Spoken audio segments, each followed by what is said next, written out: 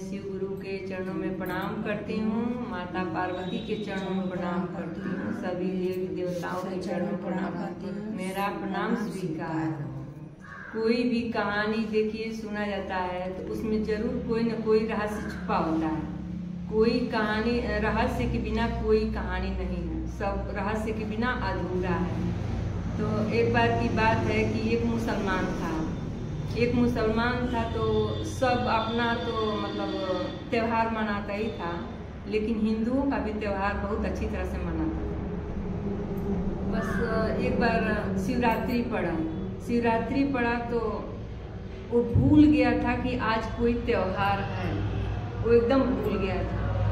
तो क्या किया कि सब लोग मंदिर में अपना पूजा करने के लिए बेलपत्र फूल सब लोग लेकर जा रहे थे और वो चला गया सुबह मीट बनवाने।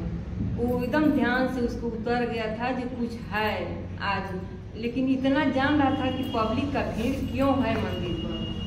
तो क्या किया कि तभी उसको समझ में नहीं आ रहा था कि इसके बारे में जो क्या है, क्यों भीड़ लगा है।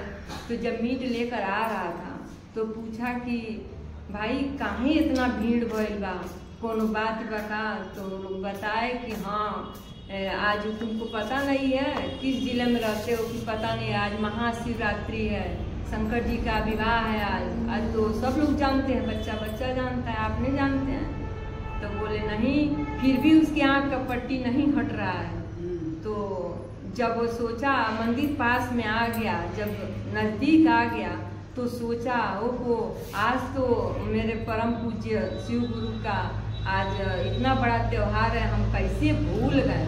अब मेरा घर भी काफ़ी दूर है, अगर हम चले जाएं तो आने में देरी होगी और भीड़ बढ़ती जाएगी, लाइन लंबी हो जाएगी, तो हम क्या करेंगे।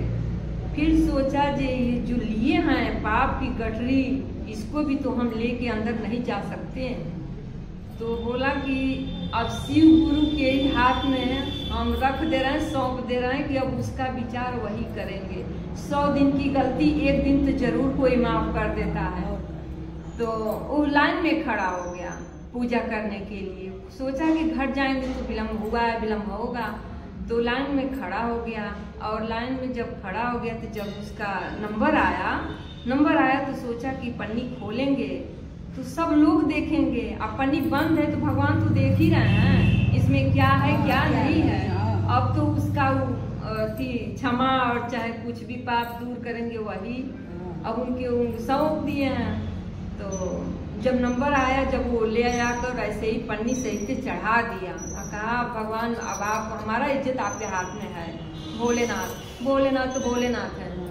तो लगा पुजारी वहाँ डांट फटकार करने उसको और बोला नहीं यहाँ कचरा करने आए हो, और उसको पन्नी को निकाल के फूल पत्ती जो भी है चढ़ाओ और पन्नी बाहर फेंको। तो न सुन रहा था, न उसके किसी का बात सुन रहा था, न किसी की तरफ देख रहा था, तो केवल भगवान के ही ध्यान में मगन था।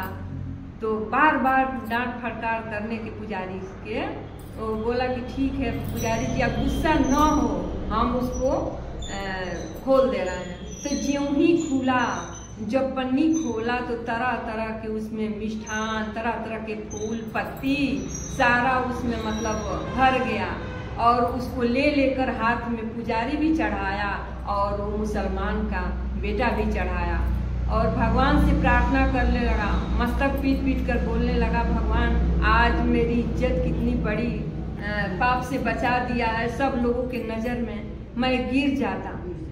तो कहा जाता है कि किसी के मतलब कहानी से, कोई भी कहानी से शिक्षा मिलती है, थोड़ा सा भी कोई कहानी से भी, अरे किसी के मतलब कहने पर कोई कहानी के रहस्य से छुपा नहीं होता है, कोई न कोई वजह होती है। तभी तो वो मुसलमान होकर भी वो भगवान की भक्ति करता था, तभी न उसका भक्ति का फल भगवान दिए।